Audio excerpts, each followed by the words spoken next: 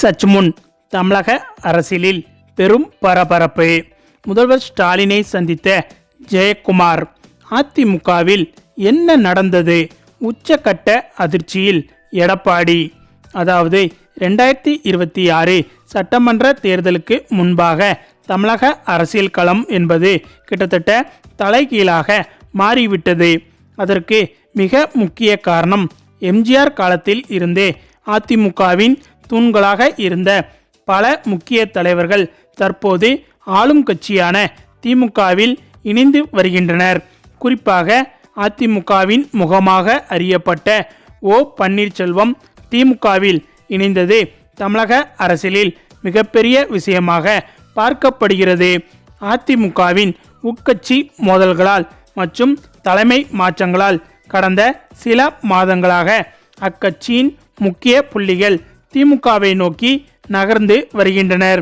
அந்த வகையில் ஓபிஎஸ் திமுகவில் இணைந்தது என்பது தற்போது தமிழக அரசியலில் உச்சக்கட்ட பரபரப்பை ஏற்படுத்தி உள்ளது. 3 முறை தமிழக முதல்வர் மற்றும் அதிமுகவின் முன்னாள் ஒருங்கிணைப்பாளர் ஓபிஎஸ் திராவிட பாரம்பரியத்தை காக்க தாய் கழகம் திரும்புகிறேன் என்ற முழக்கத்துடன் அண்ணா அறிவாலயத்தில் வைத்து ஸ்டாலின் முன்னிலையில் திமுகவில் இணைந்தார். மேலும் அதிமுக முன்னாள் அமைச்சர் ஆர் வைத்திலிங்கம் ஜனவரி மாதம் தனது எம்எல்ஏ பதவியை ராஜினாமா செய்துவிட்டு திமுகவில் இணைந்தார். அதேபோல் அதிமுகவின் மூத்த தலைவர் PH பாண்டியன் திமுகவில் இணைந்த நிலையில் அவரது மகனும் திமுகவில் இணைந்தார். மேலும் அதிமுகவின் கோட்டைகளாக கருதப்பட்ட கொங்கு மற்றும் மேற்கு மாவட்டங்களில் அதிமுகவின் செல்வாக்கை சிதைக்கும் வகையில் பல முக்கிய தலைவர்கள் திமுகவில் இணைந்தனர். அதிமுக அமைச்சரவையில் இருந்த செந்தில் பாலாஜி பின்னர் அமமுக சென்று கடந்த 2018 திமுகவில் இணைந்தார். கரூர் மற்றும் மேற்கு மண்டலத்தின் திமுகவின் தேர்தல் எந்திரமாக தற்போது செயல்பட்டு வருகிறார். மேலும் மறைந்த முன்னாள் முதல்வர் கருணாநிதி அவர்கள் அதிமுகவின் மாவட்ட செயலாளர்களையும் மக்கள் செல்வாக்கு மிக்க அமைச்சர்களையும் திமுகவிற்கு கொண்டு வருவதில் வல்லவராக திகழ்ந்தார். அதனால் இன்று திமுக அமைச்சரவையில் இருப்பவர்கள் பலர் அங்கிருந்து வந்தவர்களே. KKSR ராமச்சந்திரன் எம்ஜிஆரின் மிக நெருங்கிய விசுவாசியாக இருந்தவர். அவர் தற்போது திமுகவில் வருவாய்த்துறை அமைச்சராக இருக்கிறார். அதிமுகவின் நிறுவன கால உறுப்பினர்களில் ஒருவரான எஸ் முத்து கடந்த 2010 திமுகவில் இணைந்தார். தற்போது அவர் வீட்டு வசதித்துறை அமைச்சராக பணியாற்றி வருகிறார். அதே போல ஏவா வேலுவும் அதிமுகவிலிருந்து பிரிந்து வந்தவர்தான். இவர் தற்போது திமுகவின் பொதுப்பணித்துறை அமைச்சராகவும் கட்சியின் முக்கிய வியூக வகுப்பாளராகவும் திகழ்கிறார். மேலும் எஸ் ரகுபதி அவர்களும் அதிமுகவின் அமைச்சராகவும் மத்திய இணை அமைச்சராகவும் இருந்தவர். இவர் தற்போது திமுகவின் சட்டத்துறை அமைச்சராக இருக்கிறார். அடுத்து PK சேகர்பாபு வட சென்னை அதிமுகவின் முகமாக இருந்தவர். கடந்த 2011 திமுகவில் இணைந்த இவர் தற்போது இந்து சமய அறநிலத்துறை அமைச்சராக இருக்கிறார். அதே சமயம் அனிதா R ராதாகிருஷ்ணன் தென் மாவட்ட அதிமுகவின் முக்கிய தலைவராக இருந்த இவர் திமுகவில் தற்போது மீன்வளத்துறை அமைச்சராக இருக்கிறார். மேலும் இந்த பட்டியலில் KC பழனிசாமி, மு சின்னசாமி போன்ற பல முன்னாள் MP மற்றும் MLAக்களும் அடங்குவர். அதிமுகவில் அமைச்சராக பணியாற்றிய அனுபவம் கொண்டவர்களுக்கு திமுகவில் உரிய அங்கீகாரமும் அமைச்சர் பதவிகளும் வழங்கப்பட்டு வருவதால் தான் இந்த தொடர் கட்சி தாவல்களுக்கு முக்கிய காரணமாக கருதப்படுகிறது. இந்த நிலையில் 2026 தேர்தலை எதிர்கொள்ளும் திமுகவின் முன்னணி படையில் பாதிக்கும் மேற்பட்டோர் முன்னாள் அதிமுகவினராகவே உள்ளனர் என்பதும் குறிப்பிடத்தக்கது.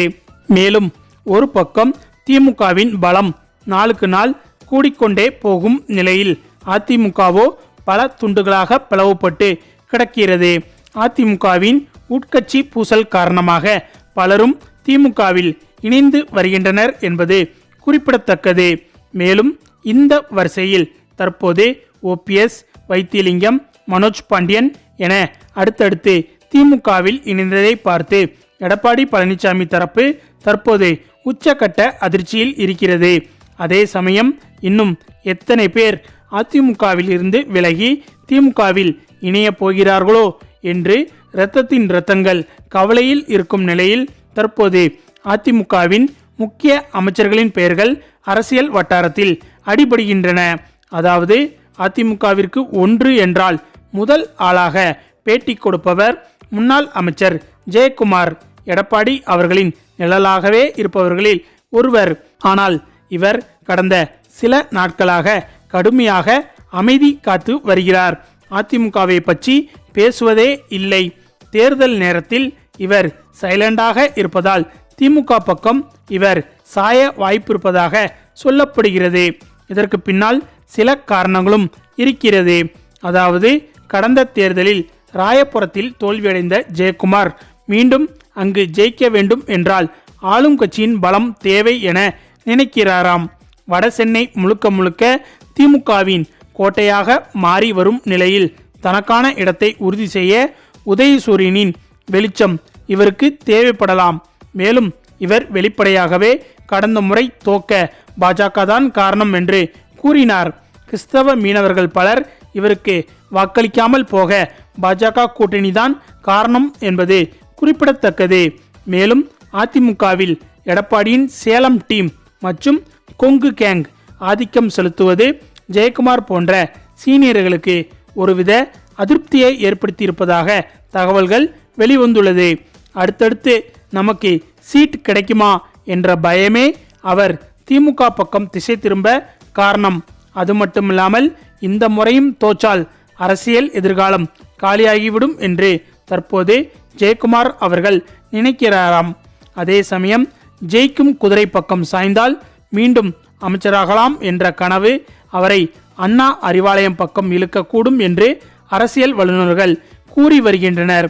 அதாவது சட்டப்பேரவையில் எதிர்க்கட்சி வரிசையில் இருப்பதை விட ஆளுங்கட்சியின் நிழலில் ஒதுங்குவது பாதுகாப்பானது என்று ஜெயக்குமார் கணக்கு போட்டு இருப்பதாக சொல்லப்படுகிறது.